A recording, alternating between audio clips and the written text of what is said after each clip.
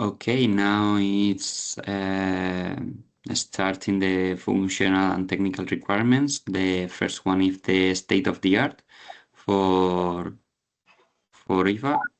Can you see the presentation? Yes, in a presentation mode. Yes. Okay. Can I start? Yes, you can see the slide for the state of the art.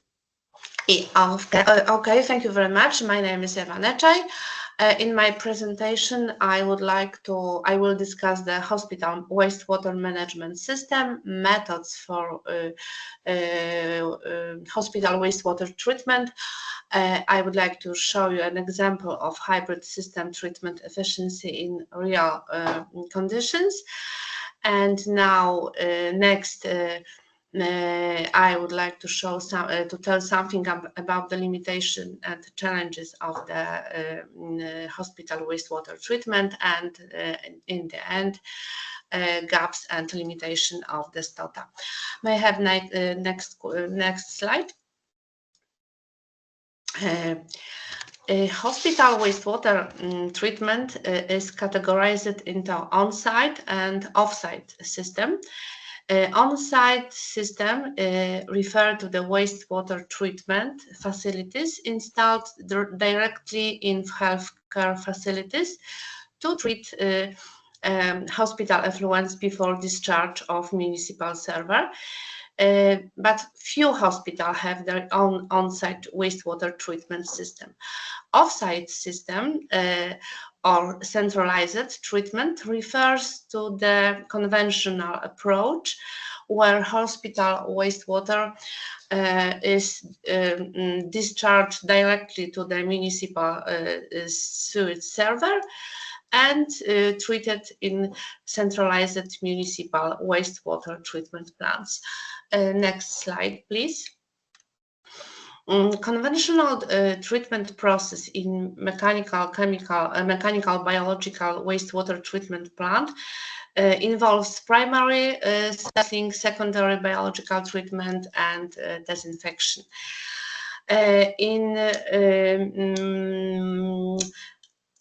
Disinfection is required when you want to reuse, for example, water in agriculture. A tertiary wastewater treatment stage of wastewater treatment is increasingly being reintroduced in the municipal wastewater treatment plants. This is due to the need of increase the rate of water recovery from wastewater for reuse and to legislative changes. The new wastewater directive requires the removal of selected micropollutants from wastewater.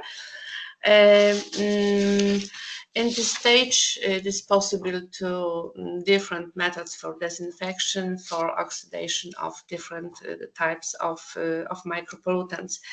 The main limitation of the offsite hospital wastewater management system is that the most wastewater treatment plants are not designed to remove micropollutants like antibiotics, psychotic drugs, or specific antibiotic resistant genes. Next slide, please. Technological solution for hospital wastewater treatment, both those available on the market and those in the intensive development phase, use methods that can be divided into the three main groups.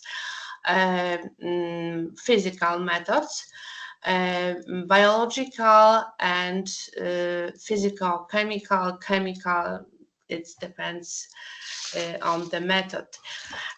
Biological methods covers mainly bioreactors, different kinds of reactors like MBR, and others, and biofighters. Physical mainly including membrane processes and its adsorption. The third group is very large. It covers disinfection methods, any oxidation methods like advanced oxidation process, photocatalytic system.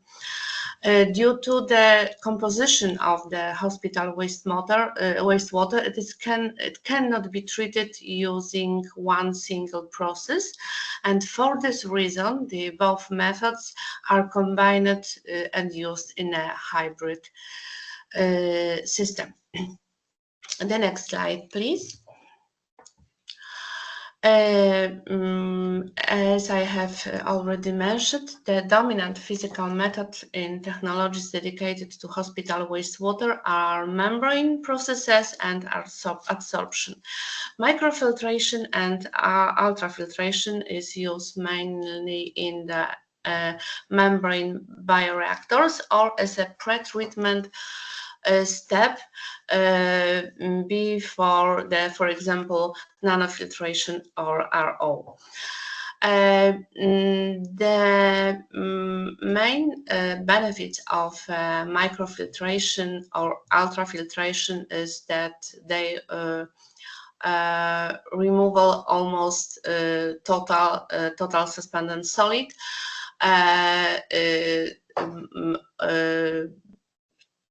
The retention of pathogen is high.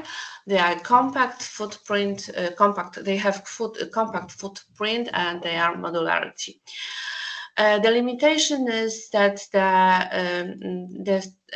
microfiltration and ultrafiltration have low efficiency or pharmaceuticals, and the main technical limitation is membrane fouling. Nanofiltration and reverse osmosis have high efficiency of pharmaceutical removal, up to 99%.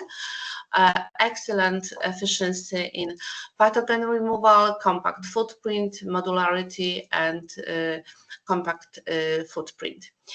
The main limitation is, of course, membrane fouling and generation of concentrate streams, which require proper disposal. And limitation also are capital costs very high and high operating cost. The energy consumption is between 1.5 to 3 kilowatt hours per cubic meter. Adsorption is next methods used for removal of pharmaceutical. The efficiency is moderate. How very poor. Pathogen removal is very poor, so this is my mistake. Sorry, this is not advantages. This is a serious limitation. Advantages of the adsorption on gas or pads have also medium footprint. The main challenges of these technologies is sometimes some components are poorly removed and can be demanded impractical doses of the activated carbon. Adsorption, regeneration of the adsorbent are required. Also, the cost depends on the process, and operating costs are medium or high. The next slide, please. The next group is physical, chemical, and chemical methods.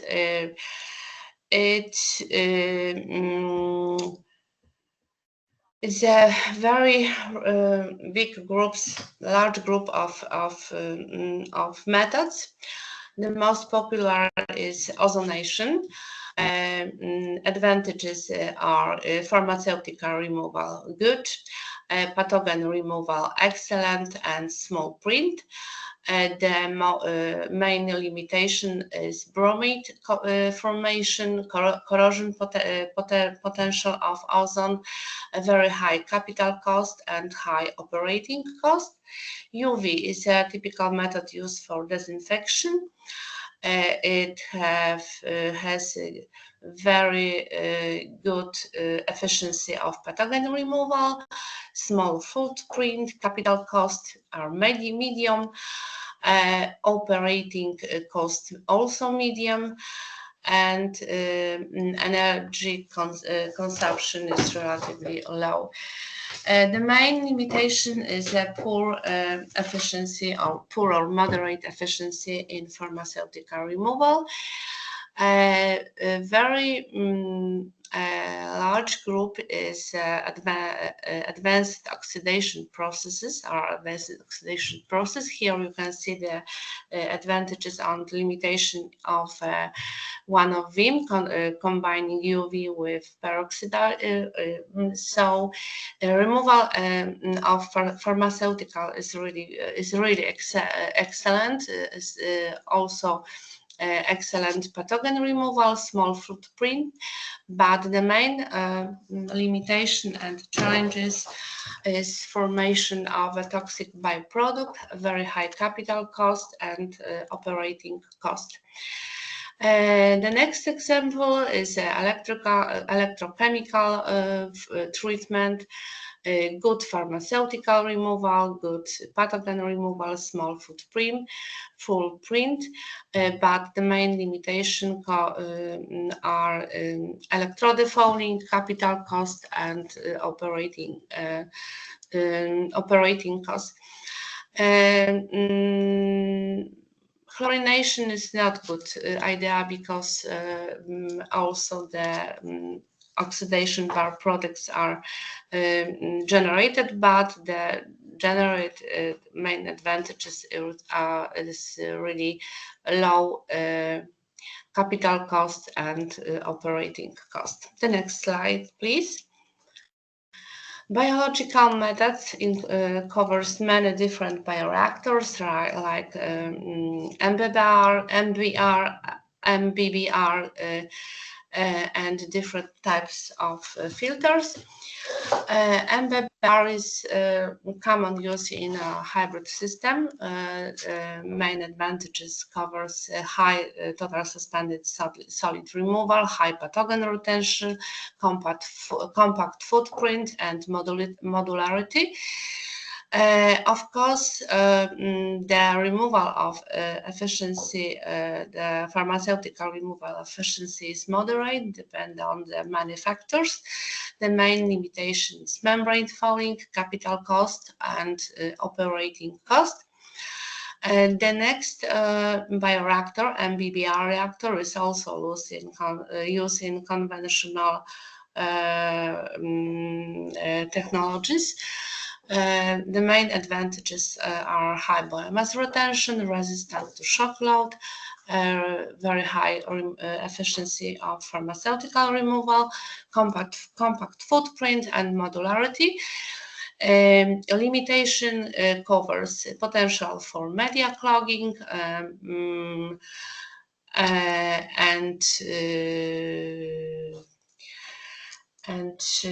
generally, I can see a mistake. Of course, the main limitation of this bioreactor is high capital cost and high operating cost. Of course, we can use technologies conventional activated sludge. However, this technology is the efficiency of the pharmaceutical removal is really low, but also the pathogens, but the conventional activated sludge treatment has low capital cost and operating cost. Biofilters can be also used in the technologies.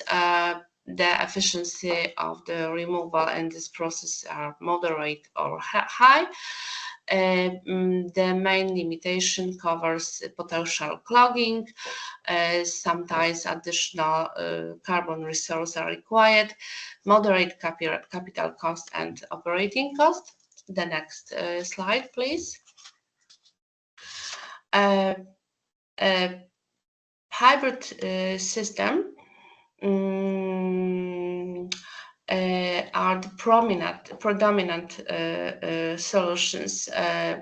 As you can see in the technology ready for use in the market, the main system combining biological method and advanced oxidation treatment, advanced processes. The main advantages of the hybrid system is comprehensive contaminant removal, addressing both conventional pollutants and emerging contaminants. Synergistic effect combining process often achieve better performance than the sum of the individual process. Operational flexibility, multi-treatment stage provide redundancy and adaptability. Cost optimization, biological pretreatment reduce the load of an expensive advanced process.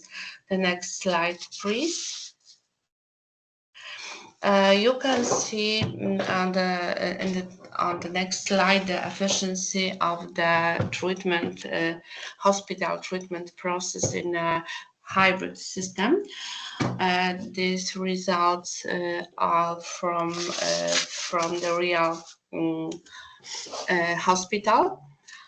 The efficiency of pharmaceutical removal is high, but only two compounds are relevant to the Teresa project, is ciprofloxacin and clarithromycin. As you can see, the efficiency are really very high. This is more than 95%, almost 100%. The concentration of the pharmaceutical effluent is also really low. For ciprofloxacin is below 100 nanograms per liter, and below 20 nanograms for clarithromycin. We don't know nothing about the environmental emission, about the energy consumption, water consumption, about the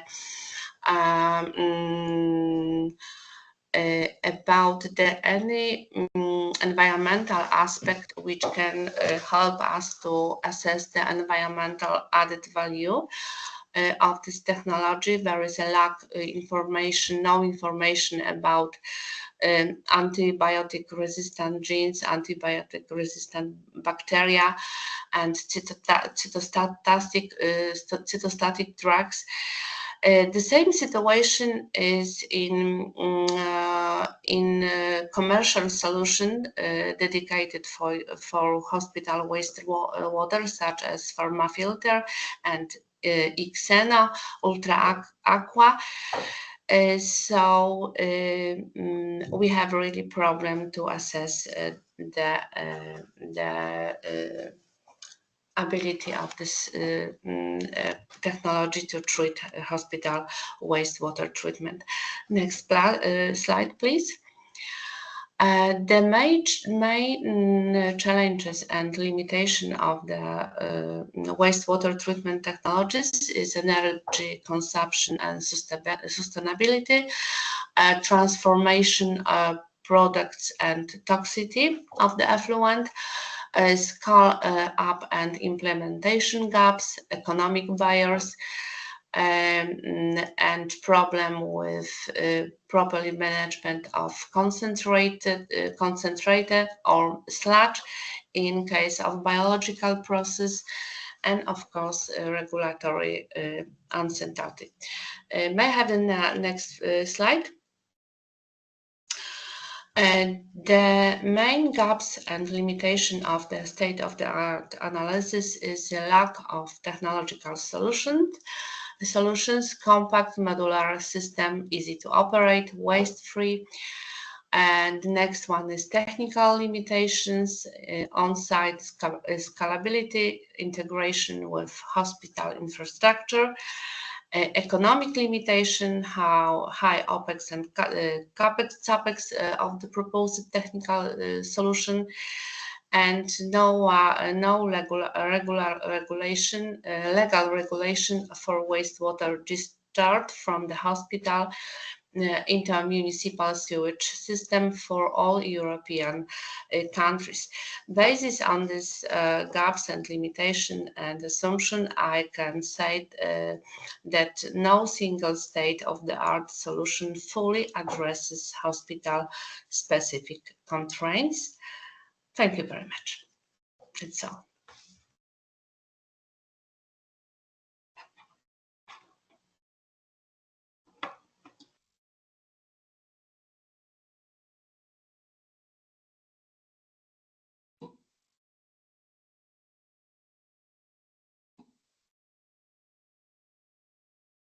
Okay, Bartosz, thank you.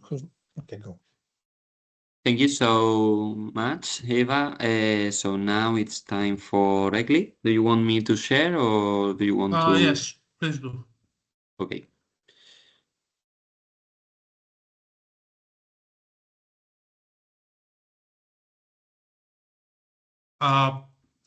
First of all, thank you, Eva, for the comprehensive presentation.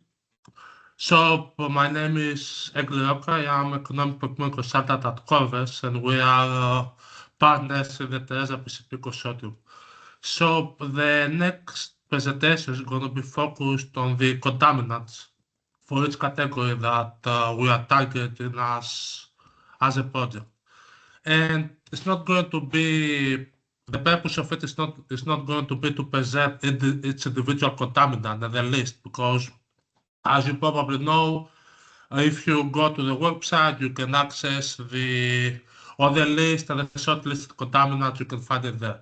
The purpose here is to explain you the logic and the methodology of how we derived and shortlisted these contaminants for each category. So first of all, as maybe you probably know, as a project, we target 4 categories: the cytostatics, X-ray contact agents, antibiotics, RBs, and RGs. And we want our solution to target all these 4 categories. And for each category, we have shortlisted some specific contaminants that we want the solution that is going to be provided by the companies to target those specific contaminants. Next. So in order to derive those shortlists for each category, we followed a process and a methodology. And it was kind of a long process. I mean, we started in September with a kickoff meeting, and we finished, and we're still working on the general requirements. And after a long process, we finalized the list of contaminants for each category. So that methodology started, as I said, in September with the kickoff meeting of the project, and where we had an on-site workshop, and which then each end users was grouped by category for according to their expertise. Then we requested each end user to appoint a designated expert that is going to help us with the workshop that we organized. And of course, depending on the topic and the expertise, each hospital was bringing experts according to the need. Then we shared an initial matrix with the suggested contaminants that we should target as category. This matrix was basically provided by Novara, FMS Hospital, the lead procurer. Then Based on that, we started our first initial process in order to kind of try to see which contaminants we are going to target for each category. Then we had organized bi-weekly meetings with the hospitals to ensure alignments and to discuss which contaminants we need to target. And of course, we had also ad hoc meetings that based on the need and every week.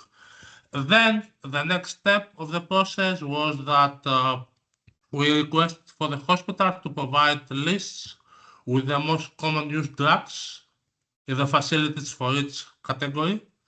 That was the basis of our discussion. And then, based on the above list, each hospital had to choose which are the target contaminants that they want the solution to address. And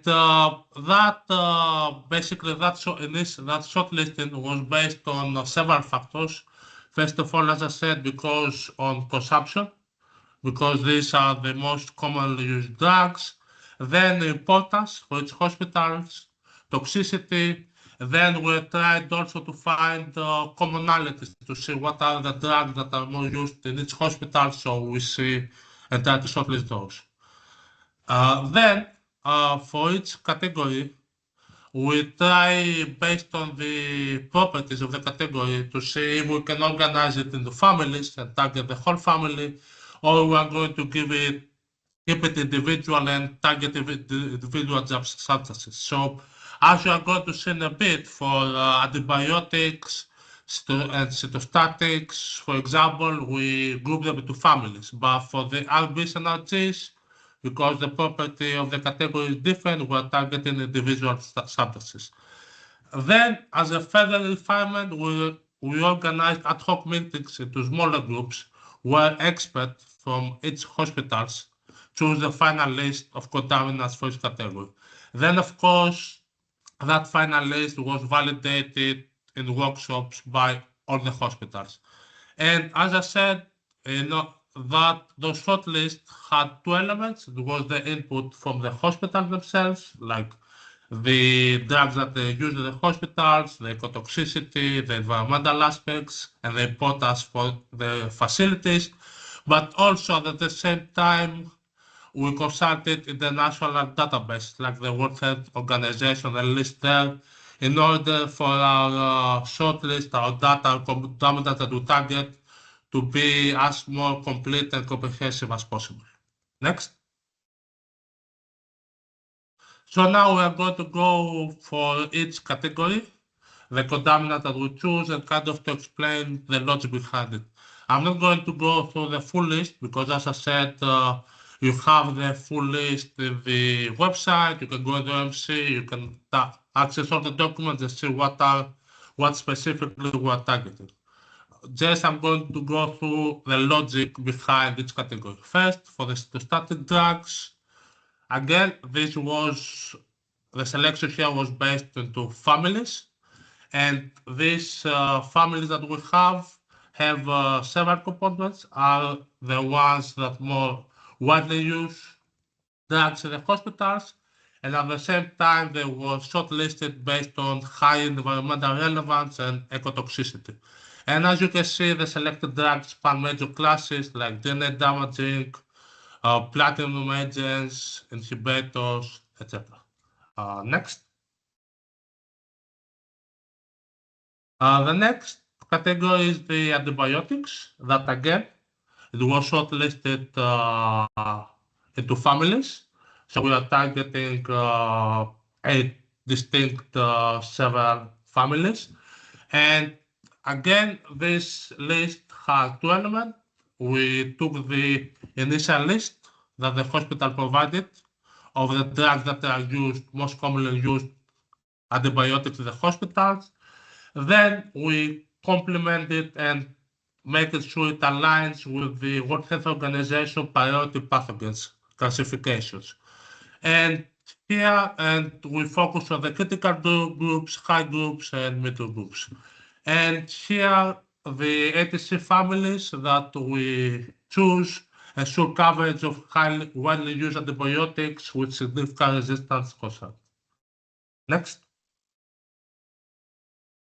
The next category is the extra conduct agents. Again, here we went with the family approach, and basically we split it in two distinct groups. We're focusing on city and MRI agents, and again, this was based on what is most commonly used by the hospitals, that as Marcin correctly explained, that we believe that what is being used at the hospital is being used widely in the whole Europe. And that is the reason that we are also targeting we are focused on targeting specific groups.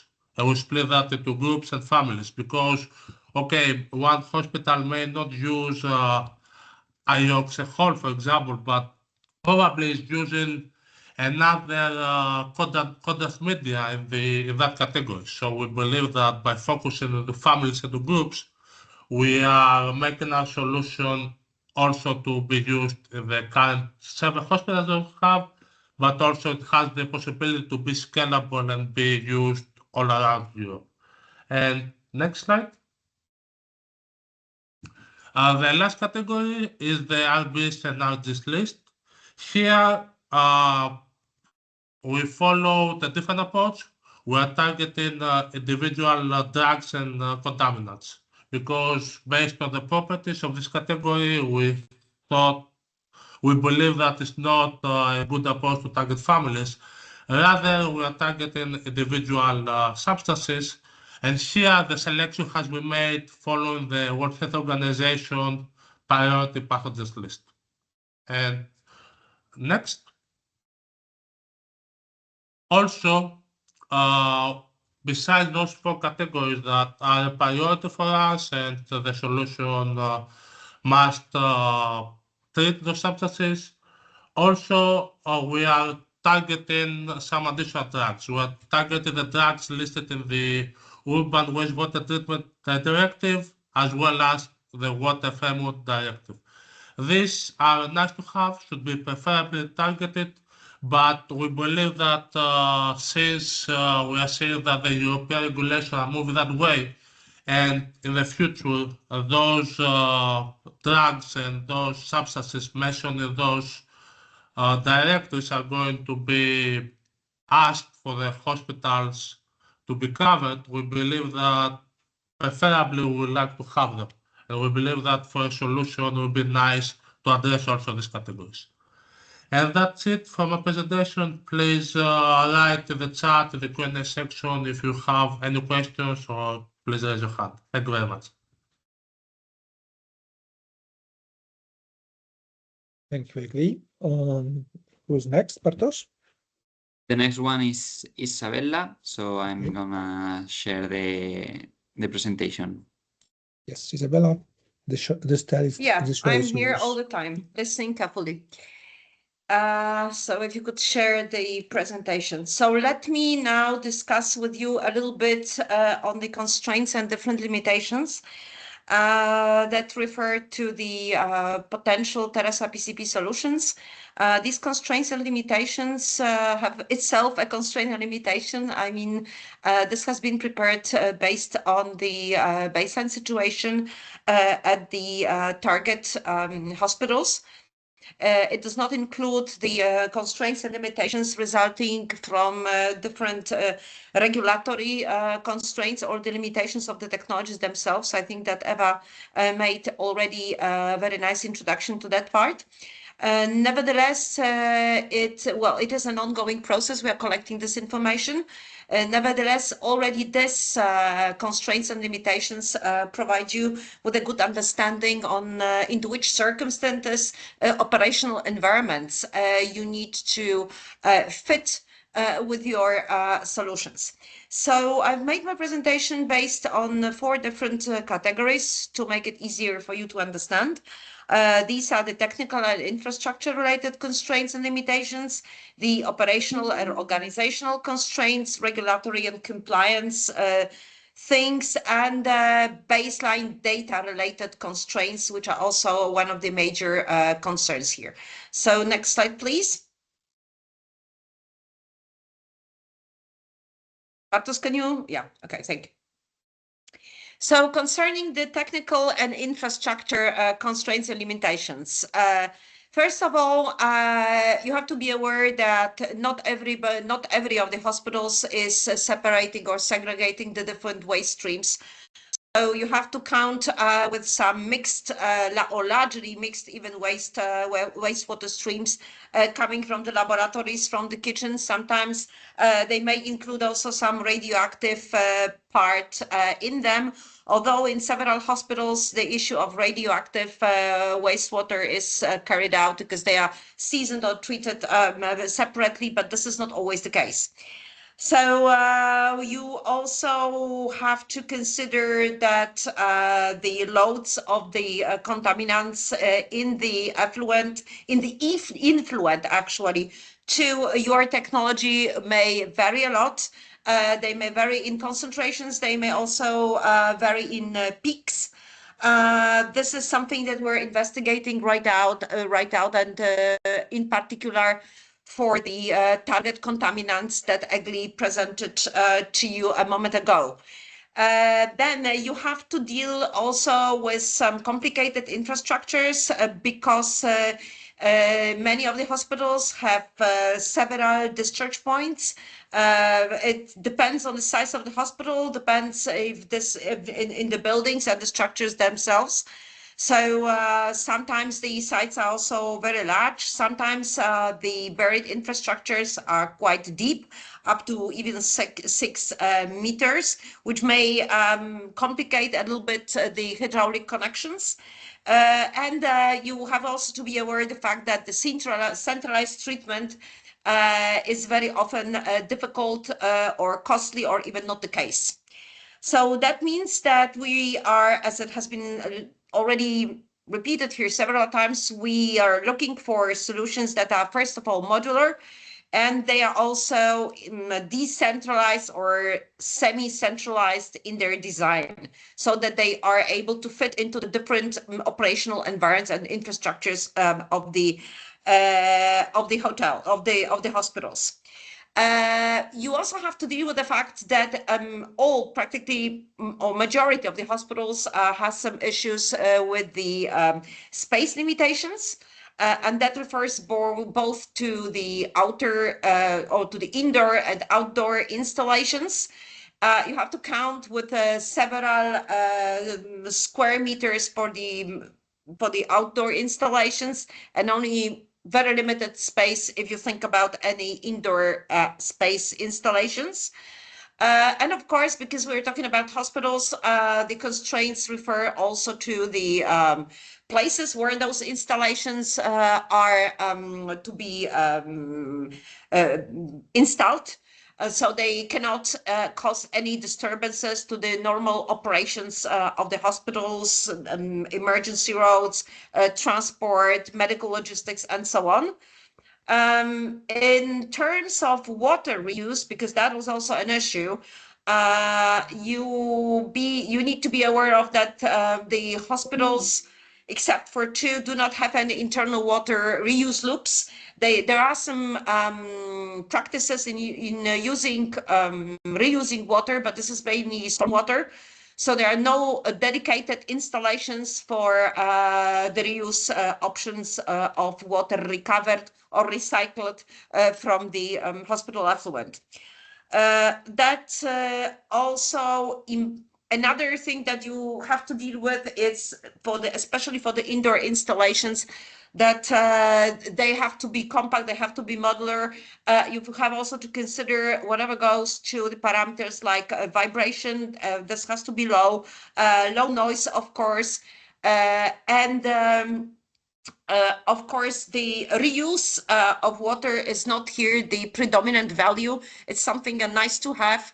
But if you are able to provide anything like that, you also have to consider the space constraints within the hospitals, because these systems may require any storage and a balancing. So you need to provide either a solution that would allow for continuous use of this water, or check what is the potential for the storage of the water for reuse.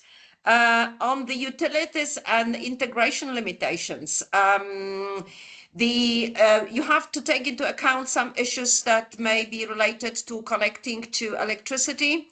We didn't get any information if there is access to renewable energy sources at the hospitals. This is in the aspect of the potential reductions in energy consumption through, for example, connection into renewable energy sources. So water supply, if this is needed for your installation, may also be distant and will require some extra connections. There is an interest, a strong interest that the solutions will need to be connected to the building monitoring systems, as well as have some solutions that would allow for the safe use in terms of IT policies and cyber security. On the next slide, please. On the operational and organizational constraints, these solutions, well, the hospitals have limited capacities. They have also limited staff to operate this equipment. Sometimes these type of services are outsourced. So we are looking for solutions that would be low maintenance, that would be highly automated, of course, operating 24 hours per 7, operable without any specialized staff, and of course, fail safe. And something that I've already mentioned, the noise constraints, odors, which are very important, and the solutions also have to be pest-proof. So whatever you would like to propose has to be, first of all, enclosed, odor tight, low noise, vibration free. Next slide, please. On the regulatory and compliance. So as I said, these studies are still ongoing. Nevertheless, from the information that we got from the hospitals, from the baselines, some hospitals may need to comply with some physical chemical limits of the effluent for the discharge. This may be resulting from the discharge permits. So this is some, at the minimum, some key parameters will need to be checked, like pH, temperature, COD, BOD, suspended solids, oil and grease, nutrients, heavy metals, because some of the hospitals are also using this information to calculate the discharge fees. So that's important. The better these parameters are, it is obvious that the hospitals will also see the benefit in the reduced discharge fees. Hospitals are also subject to the REACH directive and some national rules that are concerning the chemicals and the hazardous waste management. And water reuse, if this would be the case, also will be subject to restrictive compliance with some quality requirements, which is where we see a gap, because there is only the most restrictive regulations that would cover the potential water reuse options for the hospitals are actually in the Spanish Royal Decree. So that means that the solutions will need to be allow to keep the limits or improve the current discharge parameters of the effluent for the key physical chemical parameters. In none of the countries it is allowed to use dilution as a way to achieve better results. So this has to be, of course, excluded. Concerning another limitation would definitely refer to the different monitoring options and also the sampling points and inspection points where the wastewater, where the effluent can be checked. And whatever solution comes on the table, it will also have to consider that minimum use of any hazardous chemicals, like strong oxidants, like solvents, like any reagents, so that you do not introduce an additional burden to the hospital in handling these types of substances under the REACH directive requirement. And if you think about the option of the water reuse, it has to be risk-based rather than risk-based rather than a resource-based approach. On the waste generation, I have already touched a little. Nevertheless, whatever will be proposed also has to consider the fact that if there are any waste streams that are arising from the installations, including hazardous waste streams, these should be definitely avoided. It also refers to the technologies themselves and waste that may result from the maintenance and operation of these types of equipment, so that you are not generating any hazardous waste that has to be extra handled by the hospitals. So yeah, and also some administrative and permitting burden constraints. Some of the installations, especially if they would be on the grounds that are outside the hospital premises, but in any case, they will definitely require any permits from the local wastewater treatment companies, and in some cases also from the municipalities, from the cities. So the recommendation here would be that the solutions must be standardizable and low risk, so that these approvals and these formal authorizations can be easily obtained. Next one. Yeah, and one of the major constraints and limitations, which is quite important for you, is data related. You know for sure that there are no thresholds that would specify the maximum content or the removal rates for the target pollutants that have been presented to you. So that is really challenging. We are working on it to come out with a proposal of reasonable solution here. And we also have some limited baseline data concerning what is happening at the hospital grounds. The hospitals do not monitor the pharmaceuticals, so the target contaminants that were presented to you. They also do not monitor routinely some of the key physical chemical parameters, simply because this is not required by law. Also, the estimates on the effluent flow, either daily or yearly, in many cases are based on the water consumption, because these are the typical sensors and meters that are installed in the hospitals, mainly on the inlet of drinking water. So we have some scattered data on those from some periodic measurements on the chemical and physical parameters.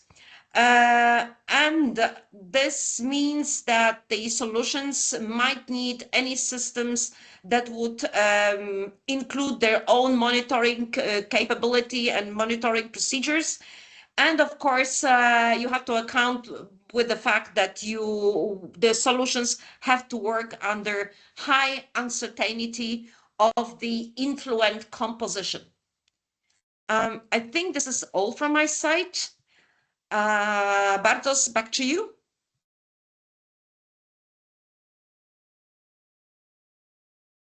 Yes, thank you, Isabella. And now it's time for a recording, but let's go with Isabel Barragan from SAS, so she can tell us about the monitoring needs. So, Isabel, are you here? Yes, hello. I Oh, am. hello. Can you hear me? Yes. Do you want me to share? Yes, please. Okay.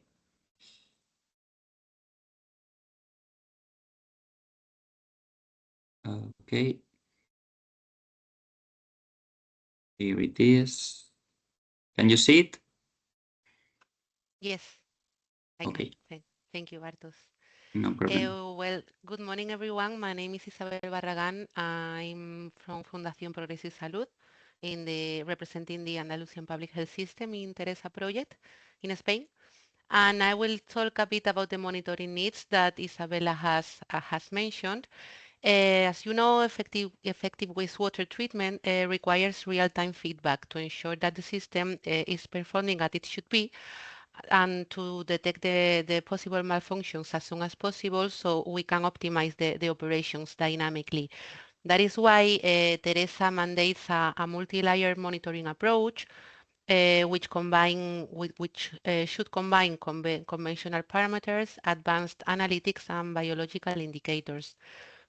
But why real-time monitoring? Well, hospital wastewater is highly variable because different reasons. For example, the flow rates fluctuate. It's not the same at night or during the day shifts or during surgery hours. The contaminant loads spike unpredictably. For example, chemotherapy infusion cycles or because of post-surgical antibiotic courses and different reasons. And also another reason is that the pH and temperature shift with different work activities. That is why this continuous monitoring is necessary. There are different parameters to be monitored, conventional water quality parameters, contaminant-specific monitoring, microbial monitoring, and health system and operational parameters, among others. Next slide, please, Bartos. Well, all the data that is going to be monitored through the solution should be logged continuously in a centralized database, should be visualized in real time via dashboards, should be exported for reporting, accessibly remotely for troubleshooting, time-stamped and traceable, stored securely, and reported transparently. Hospital wastewater is not a clean lab matrix. That is why the monitoring system must tolerate high organic content, suspended solids, variable pH, and temperature swings. Next slide, please. Also, another requirement of the final solutions that will be developed within the project is the need of automated sampling and digital integration. Teresa requires the automation of sampling and the data integration from targeted contaminants. The main reason is that the manual sampling presents different challenges. Nowadays, for example, the manual sampling and data entry are slow, are error-prone, and are incompatible with 24/7 hospital operations. It also requires a trained personnel that has to visit the treatment site multiple times every day. The manual sampling also comes with risk of cross-contamination and sample degradation, and it cannot capture transient events. For example, a 30-minute chemotherapy discharge spike. That is why Teresa requires automated sampling system and digital integration, so we will be able to have a real-time oversight and a rapid response. Therefore, for all of these reasons that we have talked about, suppliers must deploy automated samples at both influent and effluent points. And I think that that's all from my side. Thank you. Okay, thank you, Isabel. So now it's time for a recording for Katarzyna that couldn't be here. So I'm sharing. Okay.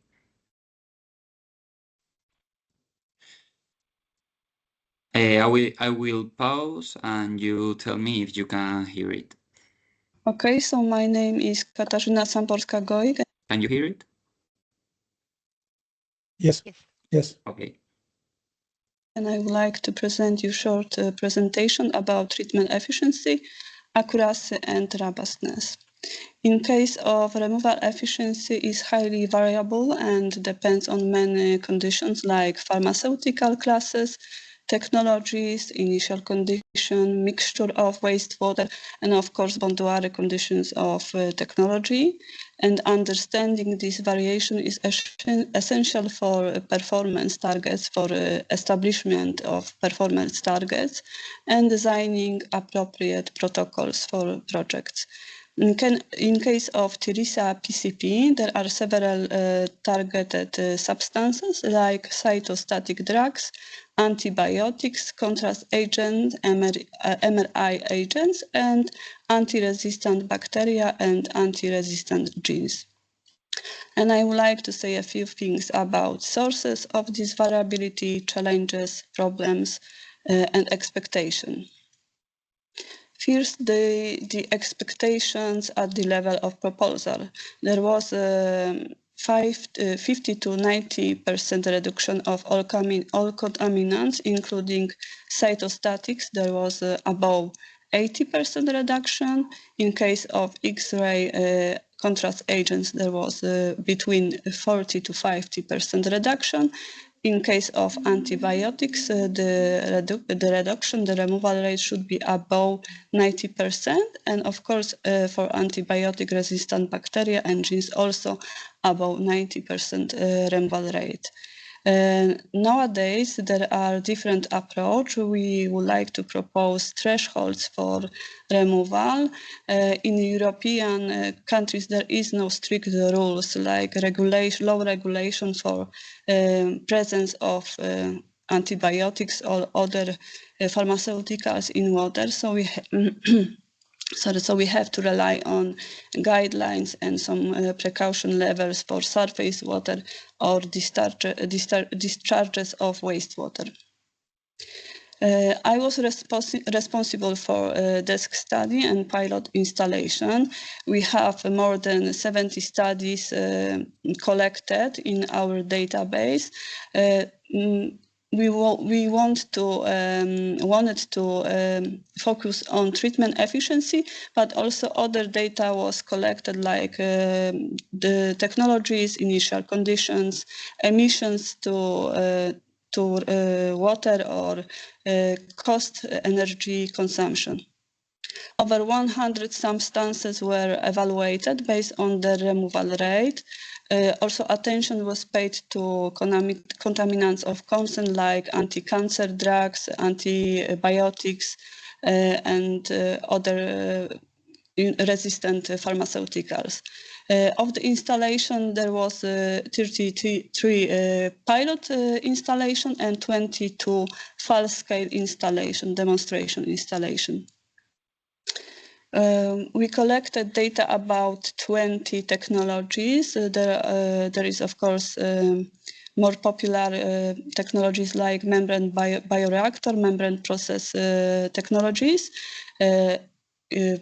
nanofiltration, ultrafiltration, filtration by sand, activated carbon, and of course activated sludge processes. But there are also more exotic technologies like fungal treatment or, for example, constructed wetland. These investigations were focused on raw hospital wastewater. Of course, there is a mixture in this hospital wastewater from different departments, from kitchen and laundries. In some cases, there was a bypass made on the sewage network system, and the stream was only from one ward, like, for example, oncology department. In case of results, I would like to present you the efficiency treatment for antibiotics from our database. You can see that there is a high variability for this efficiency from minus even 600 to 100 to almost all removal of pharmaceuticals from wastewater, and there is a wide span of the efficiency treatment. And this is not only the case of antibiotics, also for other substances like metabolites, we also have similar phenomena, like the reduction rate is from minus 100 to 100, so the total removal of substance from wastewater. Rarely, in some cases, we have this narrow range. So, but I would like to also underline that the number of cases is also variable, like from 1 cases to even 60 cases. In case of targeted substances, we have X-ray or MRI data, MRI substance. We have iopromide, iohexol, and gadobatrol. In case of iopromide and iohexol, we have data from some studies, from 3 to 18 studies. And the best technology of removal is membrane process or activated sludge process. In case of gadobatrol, which include gadolinium, we have no data at all. In case of cytostatics, we have several substances. Only a few is documented, like cyclophosphamide and iophosphamide. And I have one study for substances that include platinum, like cisplatin, carboplatin. So there are one study, the treatment removal is above 60%. In case of other cytostatics, the removal is very variable, from minus, so very negative values, to 80–90%. In case of antibiotics, we targeted not particular substances, but groups of antibiotics. But we have some examples of active substances. A lot of antibiotics. In case of antibiotics, we have more data, like from 1 study to 46 studies, and treatment efficiency is also variable from several percent to 100%, and also we have best performing technology indicated. Eva probably said it earlier, but we have also commercial solution. There are a few commercial solutions on the market, which characterized by high removal of pharmaceuticals, often exceeding 90%. We have Xeno system by Veolia, which achieved average removal of 90% for some pharmaceuticals. We have hybrid membrane and ozonation system by Kubota and Xylem Vedeco. It is also characterized by very high percentage of removal. PharmaFilter, which is very interesting because it is not only removal of pharmaceutical from wastewater, but also from waste. And it also very effective in removing of APs and also removing of resistant genes. And at the end is also Ultra Aqua, which is also very nice in removing pharmaceuticals. What I've noticed during the study days is some challenges. Like in this slide, we have a table from a report from PILS project, and we have 2 cases from Germany, from Netherlands, and you can see that the number of samples is quite limited. There are 6 samples from Germany and 6 samples from Netherlands during the project, so it is not very, it is quite modest. And we have style of reporting. We have usually mean, plus minus standard deviation, but we don't know what is this mean. Is it average, like arithmetic average, or median? Also, the standard deviation is very high in some cases, which means that there is high variability. So we, at the end of the day, we cannot say what is the exact removal rate for some pharmaceuticals. Also, the challenging is tackling with seasonality, because the wastewater from hospital is not the same during the year. Of course, we have some spikes from antibiotics during the winter or early spring. So it is nice to handle this seasonality in performance. I found only one study which presents the exact concentration of pharmaceutical in wastewater in different seasons. So this is challenging, I think. Also robustness. I have to say a few words about robustness. What does it mean? It means that the performance, the technology is resilient for some changes. Changes in, of course, flow of water, so inflow of water from different departments and from different units, changing in wastewater characteristic like chemical concentration. Also, it should be reliable in case of some failure like clogging, corrosion, some alarm system. Also, it would be nice to have safe operation for staff that should be trained, and also the integration with hospital conditions, so compatibility with space constraints and, of course, existing infrastructure. And shortly conclusion. First, the removal efficiency exceeding 90% can be achieved, of course, using different technology. It can be one technology or some hybrid solution configuration, but it should be measured and monitored and investigated during the whole year, I think. Accuracy. In case of treatment efficiency, we have to rely on some analytical measurements that should be valid, should be high quality, high fidelity, and we have to remember how we display the data, how we display the results, so what is mean, what is standard deviation. And of course, at the end, we should rely on this technology. Should be resilient for different conditions, for different problems during the operation. So I think that's the case. And of course, I have to say a few words about other expectation because we don't only want to great performance, but we want to like recycling and cost effectiveness. So thank you for your attention. Sorry for inconvenience.